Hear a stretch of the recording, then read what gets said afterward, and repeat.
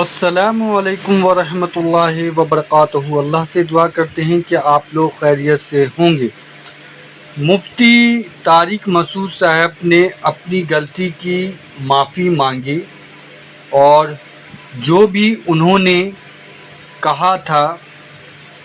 انہوں نے اپنی بات کو واپس لیا اور لوگوں کو جو آپ صلی اللہ علیہ وآلہ وسلم کے معاملے میں جو بھی ان کے الفاظ نکلے تھے غلط یا بولنے میں جو بھی ان سے غلطی ہوئی تھی اس چیز کو لے کر جو بیان ہوا تھا اور جس پر جو ہے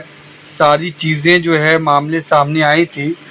اسی پر انہوں نے ایک ویڈیو بنایا ہے اور سبھی لوگوں سے جو ہے انہوں نے معافی مانگی ہے۔ اور مفتی طارق مسعود صاحب نے جو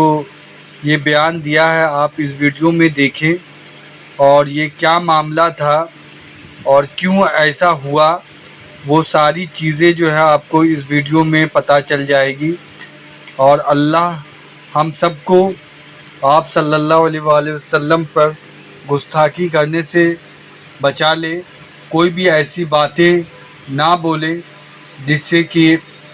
ہمارے عمل ضائع ہو جائیں، اور اللہ ہم سب کو ہدایت کا راستہ دکھائے اور اللہ کے رسول کے بتائے ہوئے راستے پہ ہمیں چلنے کی توفیق عطا فرمائے، اور جو بھی ہم سب سے غلطی جانے انجانے میں ہو اللہ اسے معاف فرمائے، آمین ثم آمین۔ نحمدہ ونصلی علی رسولہ الکریم۔ ابھی کینیڈا میں جو میرا حالیہ بیان ہوا ہے جس پہ کافی کنٹروورسی پھیلی ہے اور میرے بارے میں یہ دعویٰ کیا گیا کہ میں نے ایسے الفاظ کہے ہیں جس سے نبی صلی اللہ علیہ وسلم کی بے ادبی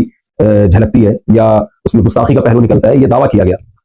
تو دیکھیں، کوئی بھی مسلمان نبی صلی اللہ علیہ وسلم کی گستاخی کا، بے ادبی کا تصور بھی نہیں کر سکتا، اور میرا تو مقصد ہی دین کی دعوت کے لیے یہ جو میرے اسفار ہو رہے ہیں یہ تو نبی صلی اللہ علیہ وسلم کی تعظیم کو بیان کرنے کے لیے اور قرآن مجید کی صداقت کو بیان کرنے کے لیے، اور یہ جو میرا بیان ہو رہا تھا یہ تو تھا ہی، جو لوگ میرے بیان میں بیٹھے ہوئے تھے وہ اس پر گواہ ہیں، یہ پورا بیان ہی نبی صلی اللہ علیہ وسلم کی تعظیم، آپ کی حقانیت اور قرآن کی حقانیت کو بیان کرنے کے لیے تھا۔ لیکن میرے ہی بعض اکابر کو کچھ تحفظات ہیں کہ مجھ سے اس ٹاپک کو بیان کرنے میں، نیت اگرچہ میری ٹھیک تھی لیکن اس ٹاپک کو بیان کرنے میں الفاظ کی سلیکشن میں بے احتیاطی ہوئی ہے،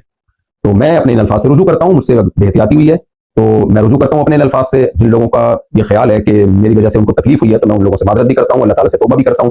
اور اپنے ان الفاظ سے میں رجوع بھی کرتا ہوں۔ میرا جو پہلا معذرت نامہ گیا تھا اس میں ہمارے بعض اکابر کو، جن میں سر فہرست حضرت مفتی ابراہیم صاحب بھی ہیں، جن کی ہدایت پر میں یہ دوبارہ معذرت نامہ ریکارڈ کروا رہا ہوں، تو ان سمیت دیگر میرے بعض اکابر کو کچھ تحفظات ہیں۔ تو نبی صلی اللہ علیہ وسلم کا ارشاد ہے، یا بنی آدم کلکم خطاؤ وخیر الخطائین توابون، اے بنی آدم تم میں سے ہر شخص سے غلطی ہو سکتی ہے، بہترین غلطی کرنے والے وہ ہیں جو توبہ کر لیں۔ اور توبہ کے تین ہی ارکان ہوتے ہیں کہ عوام سے معذرت کر لی جائے، اللہ تعالیٰ سے توبہ کر لی جائے، اور اپنی غلطی سے رجوع کر لیا جائے، اپنے الفاظ سے رجوع کر لیا جائے۔ تو میں سمجھتا ہوں کہ توبہ کے تینوں ارکان اسی طرح پورے ہوتے ہیں۔ تو اگر میرے پچھلے کلپ سے